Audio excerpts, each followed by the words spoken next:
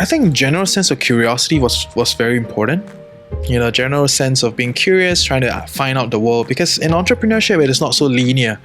I think I saw some of your other guests, they talk about being in different career paths, and it's relatively linear in the sense that, okay, you want to do this, you learn this, and then you pick this up, and then you go for this company, blah blah blah blah blah blah. So there's some sort of linear trajectory. But I think in entrepreneurship it is so dynamic that it's very challenging in that sense, right? So one of the main things that really kept me going was this desire to uncover more answers. Reggie Koh is the founder and the brain behind The Financial Coconut, a leading podcast about financial literacy on Apple and Spotify. He is also a general manager of a cloud computing startup. After dropping out of university, he strived for entrepreneurship and founded 2 startups, which translated into great learning experiences, which we will hear today. He has also written a book about finding purpose, called Living Life to the Fullest. Today, he continues to champion financial literacy through podcasting. Reggie, I'm so glad that you joined me in this podcast where we can talk about what it means about the careers of millennials. Happy to be here. It's just so cheesy. My God, I'm like, oh, really? All the old stuff. But yeah, it's part of the progress, right? Of finding your career, finding your life. So that's that. Yeah, cool stuff. Thanks for having me. Happy to be here with you guys.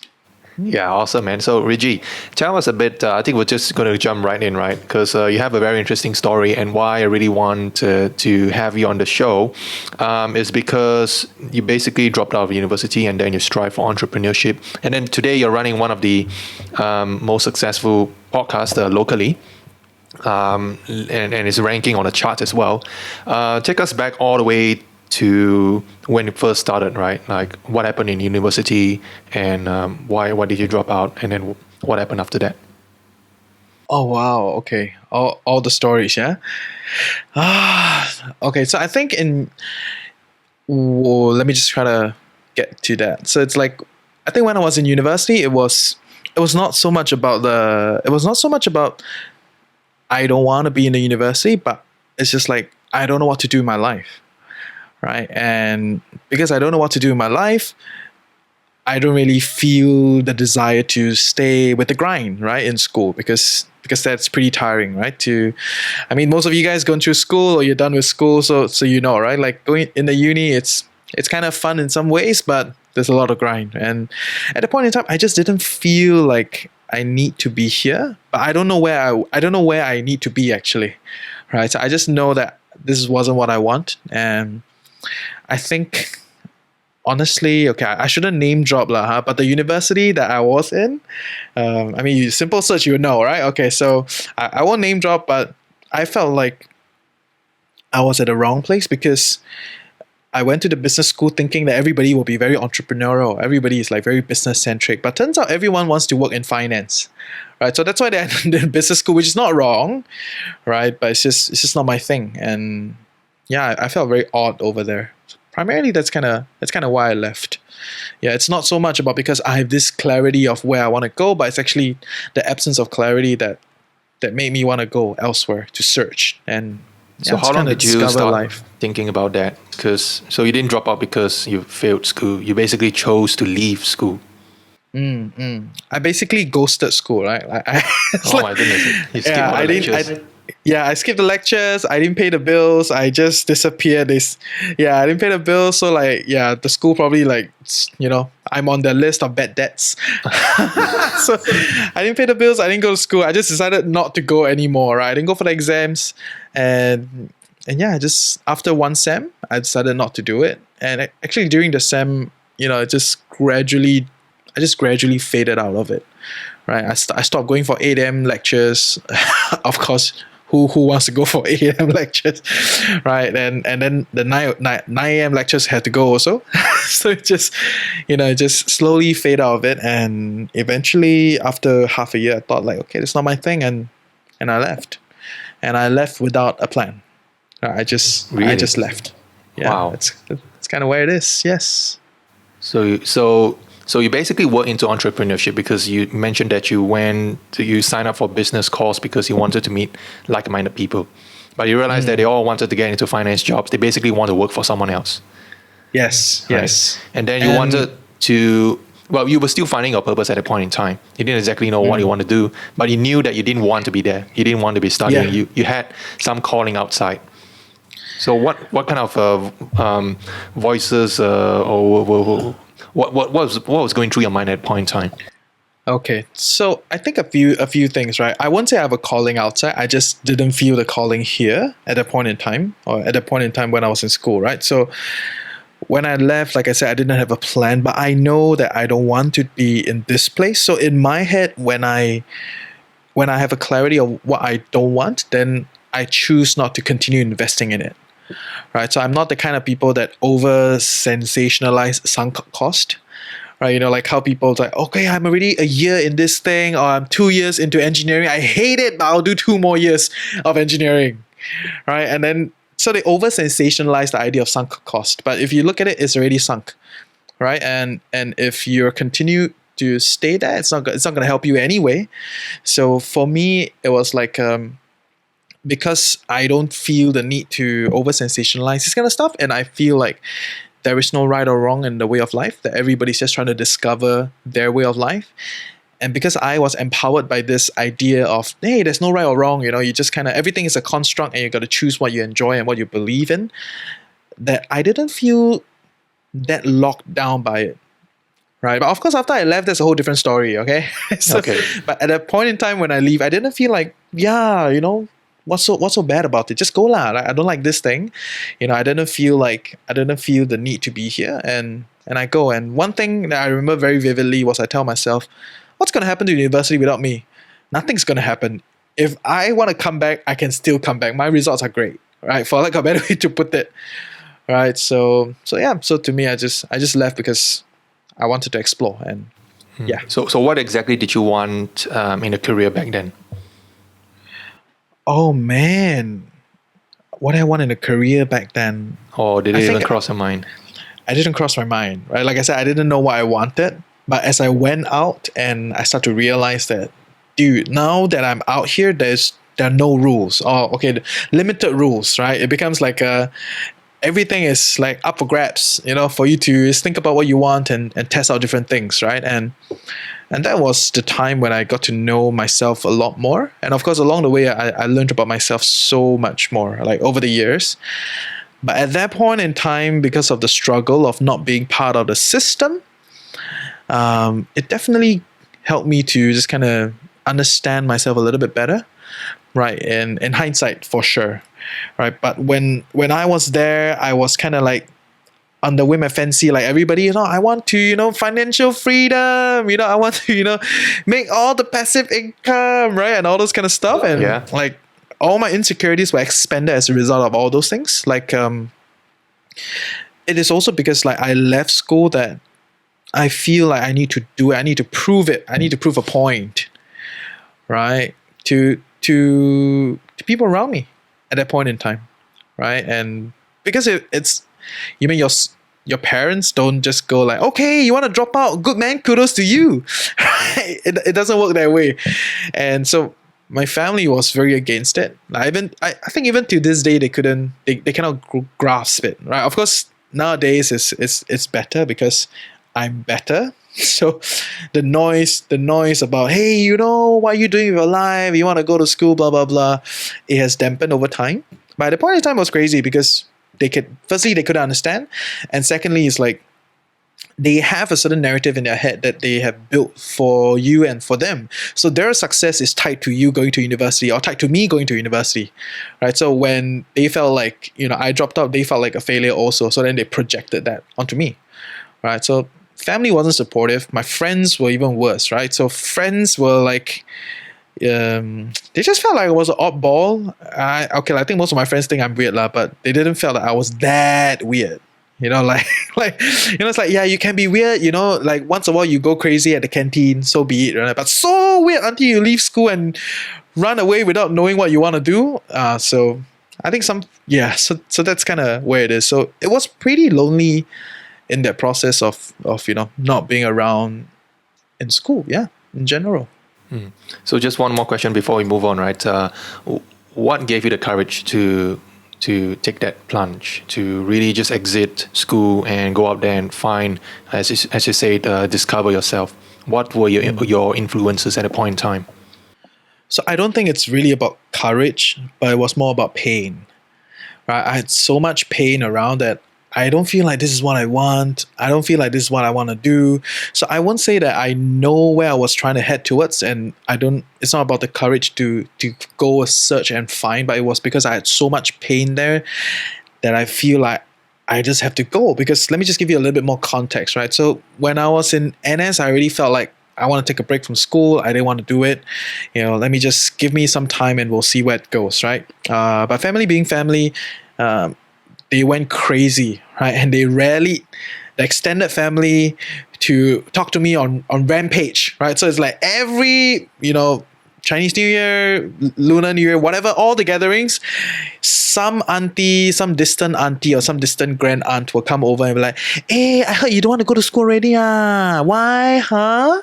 So, and you can tell it's a very staged thing. Like everybody has kind of like, come together to try to push this narrative. And nobody actually asked me why. Like what are you concerned about? What are your thoughts? What is going through your head? Why are you thinking about this? What is your decision metrics? Nobody talks about that. Everybody's just trying to sell me the fear. If you don't go to school, this is what's going to happen. If you don't go to school, you're not going to get promoted. You're not going to get employed, blah, blah, blah. And, minimal discussion about what I was thinking, what I was going through, and what my life was at that point in time. So it definitely didn't help. And at the end, I caved in, right? So I felt like I was cornered to go to school. And I caved in. I went in. So when I went, I didn't go for orientation. I didn't, do much of those things, right? So no friends because no orientation. Literally the first day when I went to class, I was with the people that didn't go for orientation. So then it was like, hey, you don't know anybody? Okay, now we know each other, right? So no orientation, no drive to go to. I felt forced. So there was just so much fear and, angst and desire to leave. There wasn't any reason that was tying me down. So I won't say it's a lot about courage to leave. I know some people think like I'm crazy, like, wow, you're so courageous, you can leave the system. But I'm like, dude, I'm not courageous, I was just angry. I was just so much angst that I decided to leave. Yeah. Okay. So people were just focusing on the downside of things, or if you don't stay, this will happen, blah, blah, blah. And they're trying to sell you just the standard route of what happens if you stay. You get a job, you get security and all that. They don't exactly, or they probably just don't know what upside you can get out there. So basically, what do you find afterwards?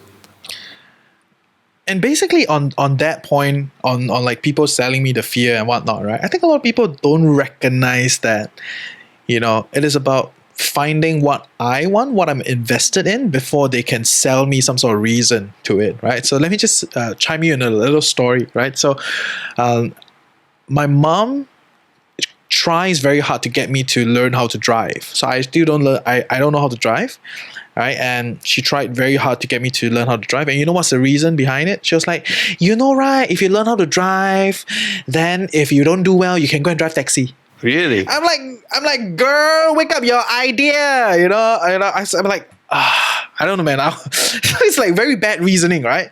And then I had this one other friend that talked to me also about driving. He's like, hey, bro, you should go and learn how to drive.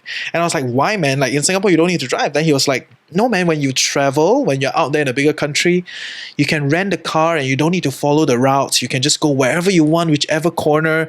And I'm like, dude, I'm going to sign up for driving now, right? So it's like they could give me the reason and they could sing to my interest and what I wanted. It would be so much easier than just trying to sell me all these kind of fear and whatnot, right? So that's kind of where I stand. Yeah, I understand. So so that again illustrates the upside kind of thinking, looking at the positive side versus just looking at the downsides. So no, it's really about marrying my interests. So if you want to convince someone, then you probably got to understand their interest before you can sell to them whatever idea they are trying to sell to. Yes. Yeah, sure. So there's certainly a lot of upside in there, and try to find the overlap with trying to find what are your interests within all the upside. So okay, so tell us what happened after you left school, the first few years. First few years were crazy. So after I left school, at the point in time, I was part of an investment scam. It turns out to be an investment scam. Of course, I didn't vividly know that it was an investment scam, but turns out it became an investment scam. I will not name names, don't want to get into shit, but if you DM me, I will tell you. So, and I felt like that was my thing, like that was my hope, right? Like I need to do it, and it's like my ticket out of this shit.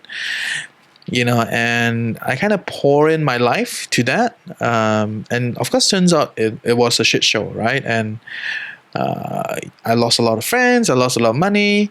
Money is one thing, but when you are that broke and you are that lost and you have nobody to look to, that was pretty detrimental. Yeah. So that was one of the major pivot point. Of course, after that, I went on to try different things, and most of the businesses failed, as I tried, But right after dropout, that was the main thing I held on to, and yeah, it was pretty crazy. Okay, so you basically tried to find a job, and you went into startups. You started your own thing, right? You went into entrepreneurship. Those were failures. And what kept you going, actually? So thereafter, I think general sense of curiosity was very important. General sense of being curious, trying to find out the world. Because in entrepreneurship, it is not so linear. I think I saw some of your other guests, they talk about, being in different career paths, and it's relatively linear in the sense that, okay, you want to do this, you learn this, and then you pick this up, and then you go for this company, blah, blah, blah, blah, blah, blah. So there's some sort of linear trajectory. But I think in entrepreneurship, it is so dynamic that it's very challenging in that sense, right? So one of the main things that really kept me going was this desire to uncover more answers. Right, I just wanted to find out more about things. I just wanted to learn more about things, and the general discomfort as to where I was definitely one of those things that I was like, yeah, man, let's keep going and see what's going on. Right, but that doesn't mean that every day was like, yeah, we're gonna keep doing this shit. No, man. On some days, it's just like, my goodness, why don't I just get a job? It's like, so especially on the shittier days when things are not going so well, because entrepreneurs face all sorts of problems every day. Every day is a new day. Every day is a crazy day. And on days where I cannot grapple with, the discomfort of the situation and the nagging narrative of like, hey, why don't you just go back to school? Why don't you just go get a job? Starts to set in, and that's not very healthy, for sure. But eventually, I think having people around you and that has the same drive and same, desire, that really helped.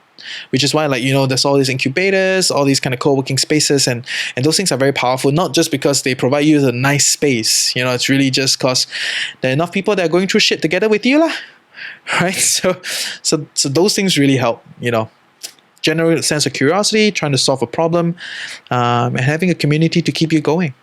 Yeah, as an entrepreneur, because half the time you are trying to do something that someone else hasn't done yet, so who do you want to look for answers, right? There's no clear-cut answer, and yeah, you just got to be really resourceful in that process. Right. Okay. So you basically surrounded yourself with like-minded people again. You mentioned that startup community. You surrounded yourself with positive people who are entrepreneurs themselves, and misery loves company, right? So what did you actually waddle together? Yeah. So what do you learn from your the failures of your two startups and the scam that you got into? What were the key lessons that you learned there? Oh wow, there are so many lessons. I think from an entrepreneurship angle, one thing that I think a lot of people fall into is this idea of like trying to create the next big thing, and trying to create demand for something. I mean, specifically for entrepreneurship, right? And these days I tell everybody, actually, if you could just find a problem and solve that problem, that would make your entrepreneurship journey so much easier, right? Because in actuality, if you could do that, people flock to you. They're trying to get you and not you getting them. right? So instead of trying too hard to focus on the next big thing, trying to create something that people have not seen before, you really got to realize that it is about understanding the problem, understanding what is the problem that you're trying to solve, and get a better and more accurate understanding of the issue, right? And like, let me give you an idea of what do I mean, right? So one of the companies that I'm working with now is Basic Bricks, right? So we run a cloud computing service, right? And we're really new in this space. And this space is flooded by big boys. Flooded by big boys like AWS, Google Azure, Microsoft Azure, Google Cloud. Everybody is here, right? And some people think we siao lah. Why are you here, man? It's like all these big boys are here. And so at first, when I took up the job, I just wanted a job. I didn't want to be like a founder or something, but over time I became kind of like a pseudo founder. I got kind of pushed into this position. And what's interesting in this process is, as I took ownership of it, I went down to get a team and recruit a whole bunch of people. And I realized that spending a few months in the office and trying to innovate, it didn't get us anywhere, but one of our guys actually went down for a few weeks to One North and just started talking to developers and asked them, hey, what are the problems that you face? And developers started pouring in. It's like, oh, this is a problem that we face. Why do we choose these guys? They give us free, blah, blah, blah. But then there's this point in their pivot when they start to have to pay, because AWS gives you all this free credit and then suddenly you have to pay. And at that pivot, that is the fragile point where we can go in and attack, because now they have to pay, and easily they're paying 3, 4, 5,000 US a month just on server, and cloud services, right? So we could offload some of those services, and that's like a pain point that we can solve, or like the super early stage where AWS is not interested in them, and then so but that will create another problem, which is distribution. How do we get these guys on? Because these are so small, even AWS cannot find them. Why? How can we find them, right? So then, we're partnering up with some people to be in that very early space. So I think a lot of entrepreneurs try too hard to sit in their office and think of the next big thing, or amongst themselves and think they have the best idea, and that is pretty rubbish lah, right? Just go out and talk to whoever you're trying to solve, and ask them what is going on? How can we be better? Who are you using? How much are you paying? People are willing to talk to you, right? You'll be surprised. And yeah, sometimes it's difficult to even this process of getting information was very interesting, because at first we went on certain days and then we realized that the developers were not in on the day, right? And after a while, all these startups guys start to tell us that most developers come in on Monday. So then we decided to go on Monday, right? And then we realized that, okay, most developers are in meetings on Monday morning. So we decided to go on Monday lunch. So we will catch them at the lunch time, right? And then we'll, run a very quick 5-10 minutes and we talk, ask them all this information, right? So all these things are tinkering and experiments, and, instead of trying to, think of the next big thing, go and tinker and test it out, and that gives you much more clarity as to who are you trying to solve, what problems are you trying to figure out, and who are you trying to help, and it increases your success rate by a lot. I cannot discount this thing. Yeah, it's important. Okay, great. So that's a great lesson. So between trying to find the next big thing or trying to find the next Bitcoin or Tesla or whatever, it's your chances of success are probably higher if you just go out there into the market and try to solve an existing problem. So you went on to start this podcast, right? The Financial Coconut. Tell us a little bit more about that, because you started that after your two startups journey. Now I can imagine the Financial Coconut, because I listened to some of your podcasts, right? You started that podcast in Malaysia. While you had the serenity and the space and the comfort, the slow pace of life in Malaysia to really think through what you want. Let me guess, right? You called it the Financial Coconut because number one, you're quite into finances, I suppose, because you're into entrepreneurship, and number two, coconut is the heart and soul of Malaysia, right? So I guess that's why you call yourself the Financial Coconut.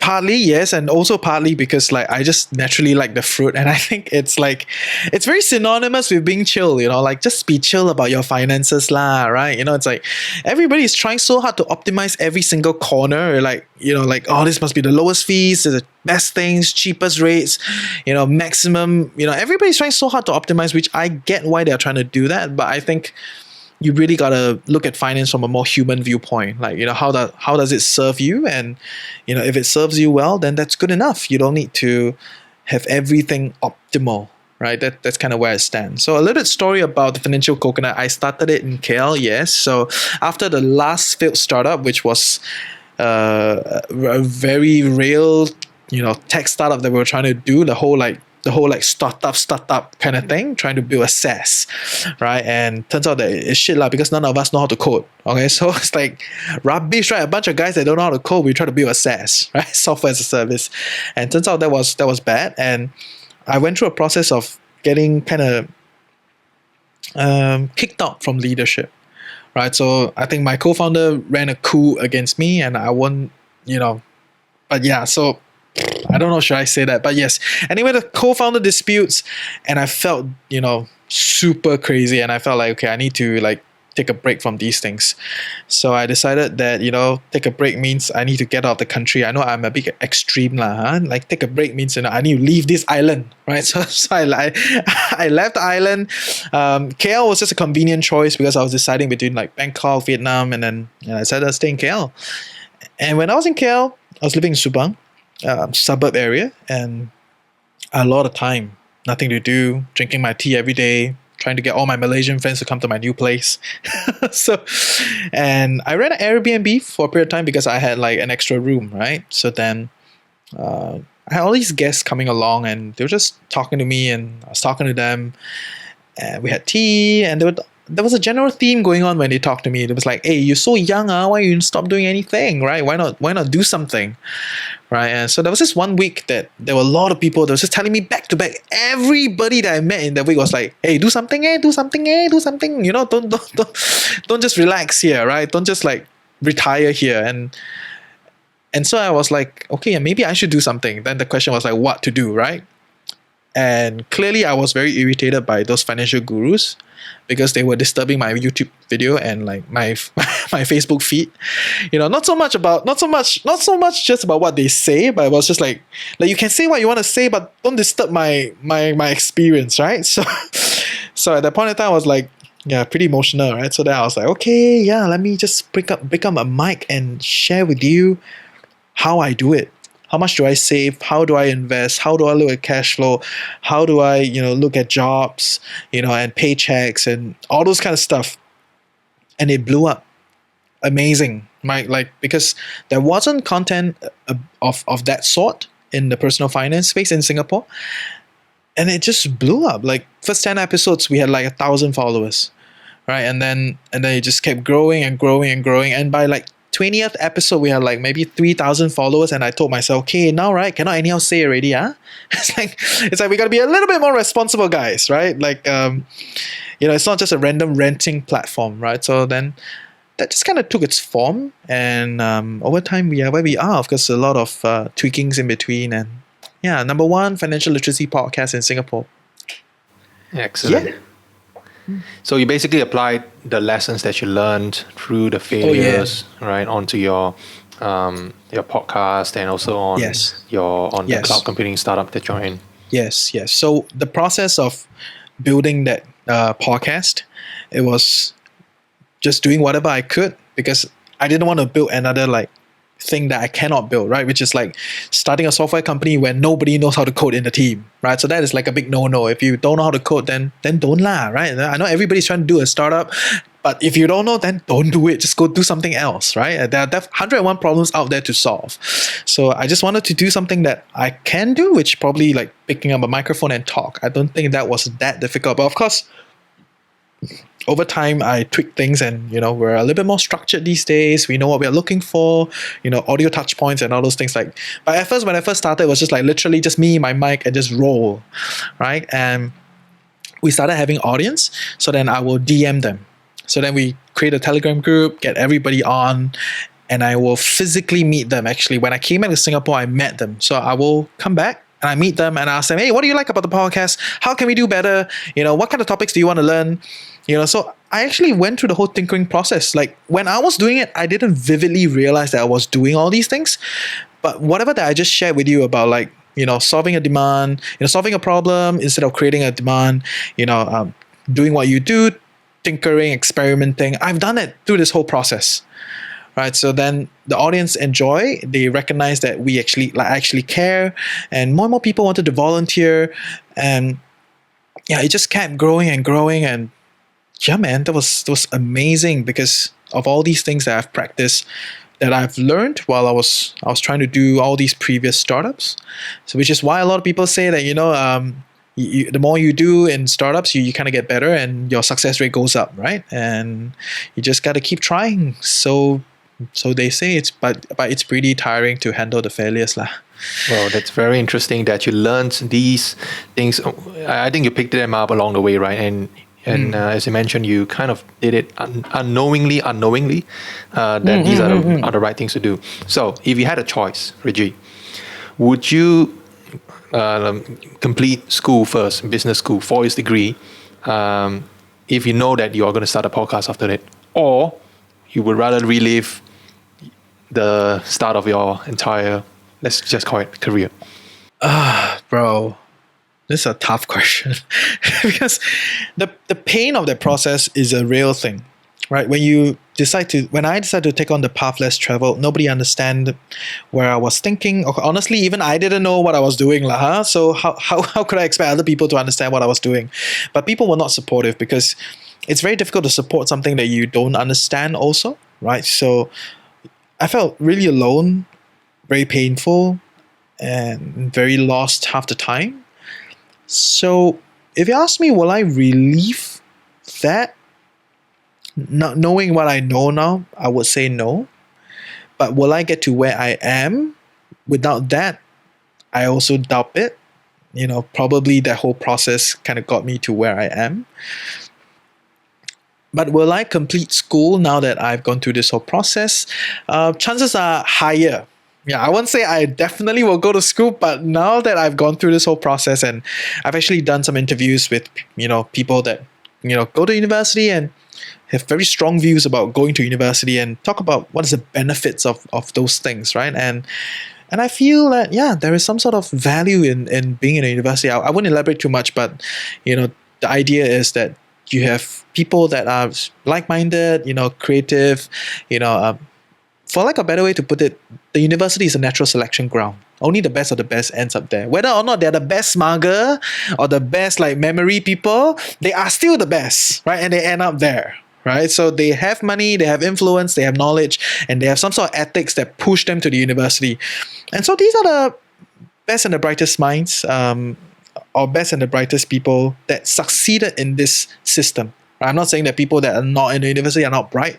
They just probably don't fit this way of, evaluation.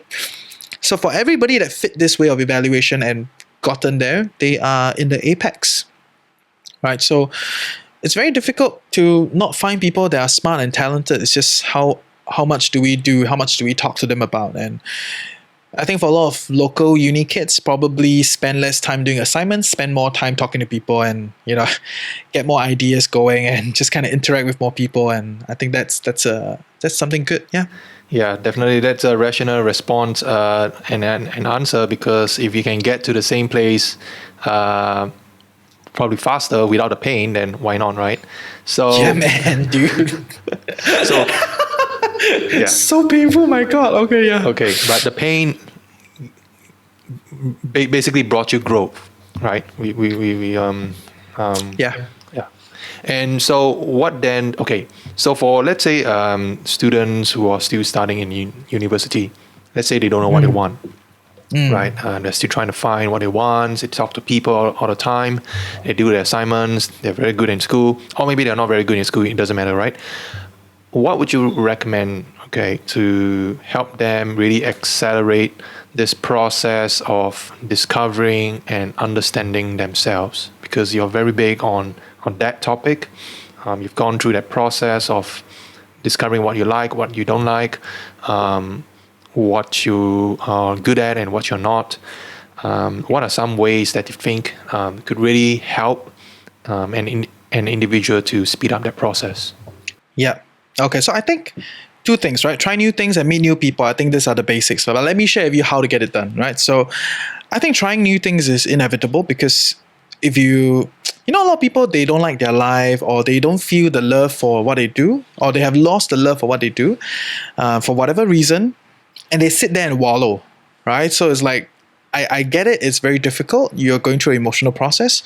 I'm not discounting that. But what I can be very certain is if you sit there on the same spot going round and round, ain't no shit's going to happen, right? So if you want to discover, new things about life, you want to discover new angles to look at life and ultimately kind of find the life that you can love, then you really got to go out and try new things, And one of the best ways that I found, which is a bit not COVID possible is I went for backpacking, right? So I'm super big on backpacking because I think when you're backpacking, you don't need a lot to travel to a lot of places, and you get to meet a lot of people that are just also on the process of discovering a new country or discovering themselves or discovering life, right? And I think that was definitely one of the big breakthroughs. And a story that I always share with people is on the second day of my first backpacking experience to Taiwan, my phone was flat. Right, so it's like just 9 a.m. out of the hostel, I barely had anything. Then I look at my phone, it's like, 没有 battery already, right? So I spent, and at that point in time, I was like, oh shit, I don't want to go back. Okay, let's just keep walking and see what happens. And that was the revolutionary experience for me because I started walking a little slower. I started looking at the flowers on the street, seeing the butterfly. I actually went to the flower and sniffed the flower. I was like, oh, this flower quite nice, huh? But I've never done that for the longest time ever. When was the last time you do that, right? So many flowers on Singapore's streets, but nobody goes there and smell, right? So the idea was because I was off the phone, I didn't have that easy access to distraction, and I could just spend so much time with myself and my environment. And in that process, I experienced a whole different level of understanding for myself because it is now not about looking at a map and having the map tell me to go to the right because there's some like very famous chicken ji pa here, that you gotta go in and buy it. No, it's no longer about the pao pao cha, no more BBT, because I was in Taiwan, right? But it was really listening to myself and say, like, I'm at junction now. Right side looks a bit brighter, looks like what I will enjoy. Let me turn right. Well, so you didn't know where you wanted to go? Yeah, I didn't know where I want to go because I had no direction, no phone, no technology. I don't even have a map, right? So I was literally making a lot of micro decisions at every step of the way. It's like, should we turn right here? Yeah, this traffic light looks nicer. Let's turn right, right? And should we get eat here? I was like, yeah, maybe. And I was actually talking to myself. Now I was telling myself and like, hey, should we hit here? Should we turn right? I was like, yeah, maybe we should, right? So it was this whole process of like learning about myself and going through this and I realized it is not a me thing because when I talk to other solo travelers, they also tell me this thing, right? It is not about just traveling, but in the process of traveling alone, you get to know yourself so much better, right? Do you ramen today or do you eat like tempura? All these little things are really interesting as to understanding how you choose certain things, right? And that was the situation that I gave myself. And thereafter, I always travel solo, or I try very hard to travel solo. And when I travel solo, I don't bring my phones, or I don't buy 3G, right? So I only use Wi-Fi for when I was at the hostel, but usually I don't, right? So then that became this whole very insightful step-by-step process of understanding myself, right? And if you want to bring it back to Singapore and localize that, then that is what I do these days, right? So on Mondays, I have no work Mondays, right? So everybody that works with me know that I don't work on Monday, whoever, So when I don't work on Mondays, I travel to the West. I'm an East Sider, so the West is a very foreign place. Right? So when I travel to the West, I don't bring my phone. So I spend half the day on the road, just taking the bus and just kind of seeing what's around. And if I'm on the bus, then I'll be like, hey, that place looks like a nice place. That's a light. Next stop. And we'll go there and figure out what's going on.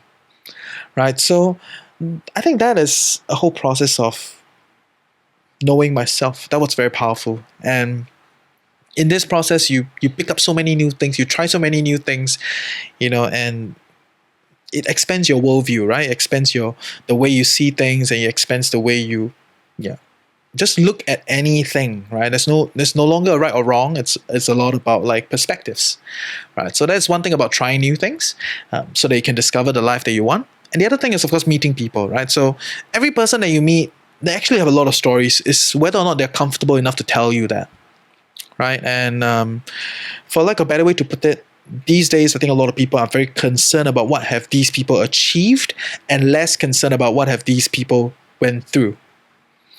Right? And because we're so quick with labels, right? So, okay, this is an accountant working for a Big Four, graduated from Buffalo, whatever, it's like, it's all about labels. And I don't blame people for labeling, because that is a quick, easy way to filter. But if you actually sit down and you find that the person is worthy of your interest, there's so many stories that will come out of it. Right? Just take time, talk to them. It's like, ask them why. Right? Keep asking why. Why do you do this? Like, why do you do that? Why do you decide to do here? And then when you ask people why, they have to think about their reasons. And they have to think about, when you make people think, some of the best juices come out. When you keep asking how, sometimes it's just, very regurgitative, right? Because they do that all the time, day in, day out. They don't even question why they do that, right? So sometimes you got to ask how, because you're trying to replicate that. And sometimes you got to ask why, because you're trying to find out about this person and find out why do they, like, what is their inner world, how is their decision making matrices like, right? So meeting new people, trying new things, I think that is the fundamental of, finding a life you love. And through this podcast, I've definitely met a lot of people, because all these random people are willing to come to my podcast to talk to me, right? Because, yeah, it's real nice. And I'm not saying that everybody should start a podcast, but maybe you should just kind of give it a shot, test it out. Maybe it's your thing. And yeah, it's a reason for people to talk to you, and that's real nice. Yeah. Fantastic. I think those two are powerful tips. And not that I'm encouraging anyone to go out now, but I think it's still can be applied even now in circuit breaker conditions. You can just simply go out there, like you mentioned on your no work Mondays. You could just travel out there without your phone, but you're still in a safe environment. Singapore is still one of the safest countries in the world. So yeah, I think that is definitely a good idea to try out. You don't have to travel to some other Ulu countries. I think for the ladies, they might be because people in general are risk averse, right? They don't like risk. They don't like to lose things. They don't like pain, right? So yeah, I think there are certainly some relatively painless ways to explore and discover more about yourself. Yeah. So Reggie, now looking back, right, and looking forward at the same time, what does a career mean to you right now at this stage? Oh wow, it's a good question. A career for me at this point in time is really about a platform for me to create what I believe in, right? And not so much about like rags to riches and like ranks, and those kind of stuff anymore, because I'm not in the corporate space, and probably because like I have reached a certain level of wealth accumulation. Now, I'm not like super rich. Don't rob me, okay? If you see me on the streets, just say hi. Okay, so I'm not like super wealthy, but I'm pretty frugal, and I've reached a level where, okay, my finances can cover my expenses, and it's no problem with that. So any more is a more. So financial progress is not that big for me now. And for me at this point in time, it's really about finding things that I can express and finding things that I can love and I can create. But that is not to say that it is for you, because I think a lot of people, they are too chicken soup about these kind of things, right? Like, oh, where do you see the future? Blah blah blah. Very, So to me, it's like you really got to sit down and ask yourself, what do you need, right? And I think I talk a lot about this, that too many people sensationalize jobs, right? They want the job to give them progress, give them fulfillment, give them like work-life balance, give them income, give them opportunity, everything also want to get, from the job, right? So, yeah, and money and everything, right? So to me, it's like there are all these things that you want to get, A, B, C, D, E, F, G, write it down, right? All these things you want to get. And if your job can only give you A, B, C, D, E, and let's say you work in audit, right? So I always say work in audit because audit is like this, like the for like a better way to put it, the slaves of the space, right? They just work and work and work, and it's not about creative. It's about keeping to the work, keeping to the standards, and just kind of repeating the process, right? So let's say if you work in audit, it gives you the income, it gives you the stability, it gives you the exposure, but it doesn't allow you the space to create. It doesn't allow you the space to really hang out with your friends, or interact with new people per se. I don't know exactly, I'm not in audit. But so if let's say you have A, B, C, D, E, F, G that you want to achieve, and this job only gives you A, B, C, D, E maybe, then if your F is like you want to be creative, then on the weekend you can go for a pottery class. Or on the weekend you can go and like learn how to dance, or pick up a hobby of painting. All these are super creative, and we don't need every one of our needs to be fulfilled by the job. And that's kind of where I stand, right? The job can fulfill a certain level of your needs, but not everything, right? And realistically, dude, I think people these days sensationalize the idea of finding the perfect job. That ain't not gonna happen. If you just so happen find it, it's good, kudos to you. But if not, then give the job a break, right? The job can give you ABC, right? Good income, stable, progress, MNC exposure. Okay, you need other stuff. Let's do something else, right? On the weekends, on the evenings. Yeah, those things can meet your other needs, and to me that is more important. Yeah. So it sounds like you're into the creation space. You're trying to express yourself. You're trying to create content that helps the audience, that helps your audience, that helps the community. And money isn't exactly right at the top of the list because you're already financially comfortable. And so how would you rank these other common desires such as work-life balance, progress, and stability? So number one for you is content creation, right? Finding a purpose. What's number 2 and 3? So I think progress is very important for me, right? Because I think from a progress viewpoint, it's a lot about, I think we're always getting more exposure, learning new things, and getting new experiences. And for like a better way to put it, my thoughts have changed over the years, bit by bit by bit by bit. So I'm from a more philosophy ground, I'm the kind that believes more in becoming than being. Right? So it's an ongoing process of learning, experiencing, and seeing things. Right? So I think progress is extremely important in my way of life, and I want to keep that because to me, if you stop progressing, then, I don't know what you're doing, right? If you're resting, it's okay. It's fine to rest, but, and progress is not all about financial. Sometimes you can progress socially, you can progress, physically, you can progress, like you are doing the whole like push-up thing, right? So you're trying to progress on a physical front, right? And, you can progress on a relationship front. And sometimes it is okay to be on the whole, let's say, everybody's talking about career progression, right? But it is okay if your career is like kind of in a transition period where it is like, hantakaki lah, it's not really moving.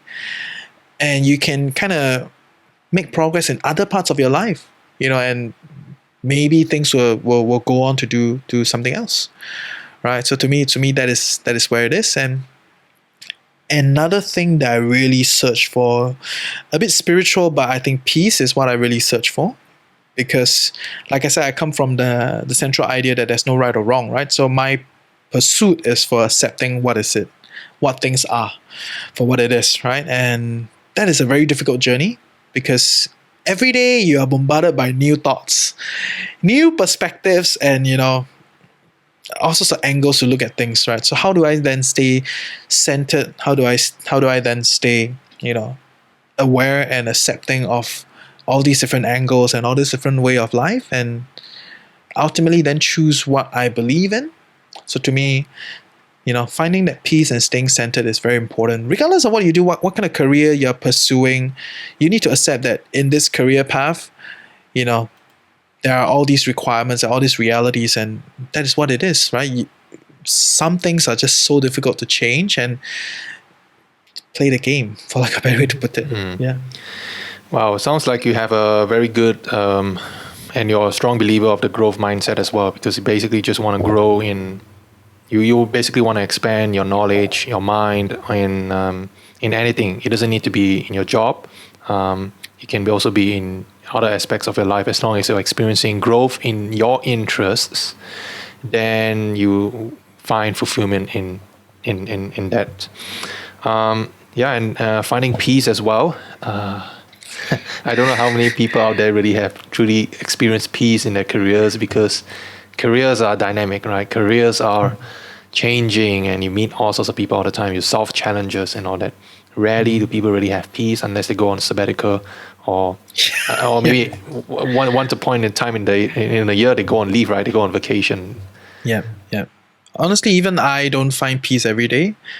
So when I'm peaceful, I treasure it a lot. I feel like, whenever I know I'm at ease and I'm in the peaceful state, I just soak in that peace. It's like, oh, this is so nice, and because like, whether you want to be an entrepreneur or whether you're in a career, whichever field, I think if you are in the high growth space, things are always changing, so dynamic. Every day you're meeting so many things, and yeah, it takes a lot to be centered and be peaceful. So I always appreciate that.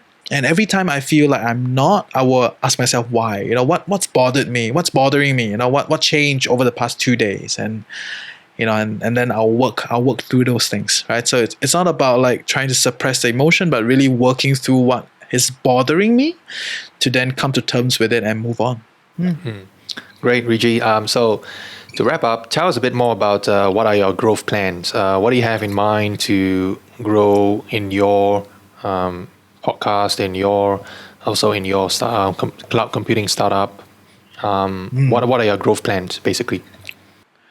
Okay, next few days, I think we're trying to quadruple our downloads for TFC, right? So now we are averaging about 30,000 a month, right? Across all the episodes, and we're trying to make that like 100,000 monthly downloads. So that is our like hardcore, like KPI kind of thing, right? So KPI, man, like yeah, because we're having more and more people now on the team, and then some of the more corporate people are like, hey, we need a KPI. I was like, okay, let's set a KPI, right? And I think 100,000, yeah, it's good to have goals. So we all have something to work towards, right? So that's good, because sometimes I think I tinker too much. I'm too growth mindset, right? So to me, it's like, let's just solve things as it comes along, right? But I think when there are more people and different people work differently, it's good to have that kind of like, okay, common goal that we're trying to achieve, right? Which is to hit the 100,000 downloads a month, and we're doing all we can to achieve that.